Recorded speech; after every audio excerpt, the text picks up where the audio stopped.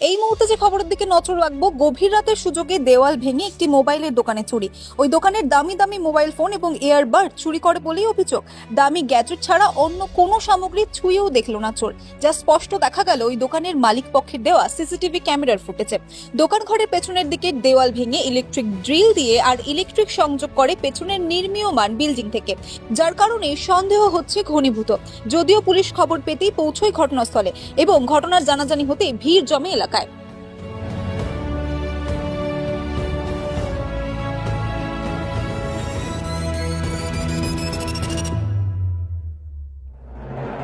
গভীর রাতে ঘটনা ঘটলেও বৃহস্পতিবার সকালে চাঞ্চল্য ছড়ায় মুর্শিদাবাদের ডোমকলের কুঠি সাতবাড়িয়া হাটের মোড় এলাকায়। ওই এলাকার একটি মোবাইলের দোকানে ঘটে চুরির ঘটনা। দোকান মালিকের ভাই জানায়, গতকাল রাতে বৃষ্টির কারণে প্রতিদিনের থেকে তাড়াতাড়ি দোকানপাট বন্ধ হয়ে যায়। সেই সূত্রে ওই মোবাইলের দোকানও তাড়াতাড়ি বন্ধ করে চলে যায়।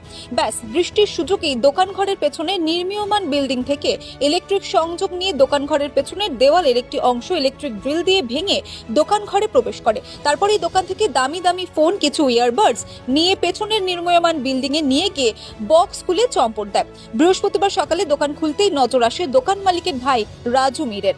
তখনই সিসিটিভি ক্যামেরা চেক করেই প্রকাশ পায় চুরির ঘটনা। দোকান মালিকের ভাই জানায়, প্রায় 5 লক্ষ টাকার মোবাইল এবং সামগ্রী চুরি হয়েছে। ঘটনার পরেই খবর দেওয়া হয় ডোমকল থানায়। খবর পেয়ে ঘটনাস্থলে আসেন ডোমকল থানার পুলিশ। রাত্রে তো আমরা দোকান বন্ধ করে চলে গেলাম। চলে যাওয়ার পর ক্যামেরা দেখতে পেলাম 1:40 ওই জায়গাটা কেটেছে।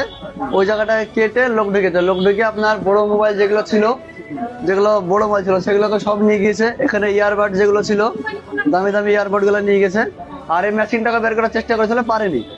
আর সমস্ত যেগুলো আপনার মেশিন পত্র ছিল সব বাইরে ফেলে দিয়েছিল। আর মোবাইলকে ওই পাশের ঘরে একটা ঘর আছে, ওখানে সবগুলোকে খুলেছে। আপনার ওই শুধু মোবাইল গুলোকে নিয়ে গেছে, ঢোপ ঢোপ যাতে সব ফেলে দিয়ে গেছে। সিসিটিভিতে বোঝা যাচ্ছে, কিন্তু ওটা তো দিলাম, দেখা যাক চিনতে পারা যায় কিনা, কিন্তু কে তো আমরা চিনতে পারছি না। কত টাকার মোটামুটি মোবাইল ছিল মোটামুটি 4 লাখ টাকা। তার ভিতরে একটা দুটো বিক্রি করেছে ছিল, আর একটা লক্ষ্মীর ভান্ডার ছিল। লক্ষ্মীর ভান্ডারটাকে দেখায়, লক্ষ্মীর ভান্ডারটাতে মোটামুটি 25-30 হাজার টাকা ছিল। মাঝে মাঝে টাকা কিছু রাখে, ওই টাকাকে ভেঙে চলে গেছে। আর ইয়ারবাড গুলো ছিল, ওখানে কত টাকা ভিতর ছিল ভালো ভালো দামিগুলো, অ্যাকচুয়ালি দামিগুলোকে নিয়ে গেছে।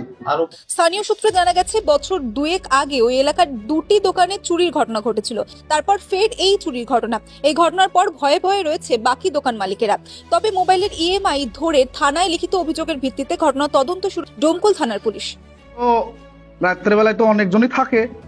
এবার কালকে রাত্রেবেলায় বৃষ্টি হচ্ছে, এবার মোড়ে তো সেরকম ভাবে অত লোকজনও নাই। এবার মোবাইলের দোকান, এবার ওর দোকানে তো অনেকজনই মোবাইলের ব্যবসা করে। এবার বাইরেকার লোকও তো যাতায়াত করে, এই হচ্ছে ব্যাপার। এর আগে বলতে মোটামুটি বছর 2 আগে আমারই নিজের কাকার একটা মোবাইল দোকান ছিল, আর এনার একটা দোকান ছিল সেলুন।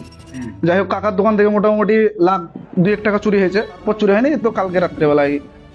এই চুরির ঘটনার পর কি একটা ব্যবসায়ীদের মনে কি আতঙ্ক থাকছে? ব্যবসায়িকদের মনে তো অবশ্যই একটা আতঙ্কিত থাকবেই। তো আমি একটাই অনুরোধ করবো ডোমকল থানা পুলিশ প্রশাসনের কাছে, মানে এই চোরকে অতি সত্বর একটু কড়া পদক্ষেপ নেওয়ার জন্য।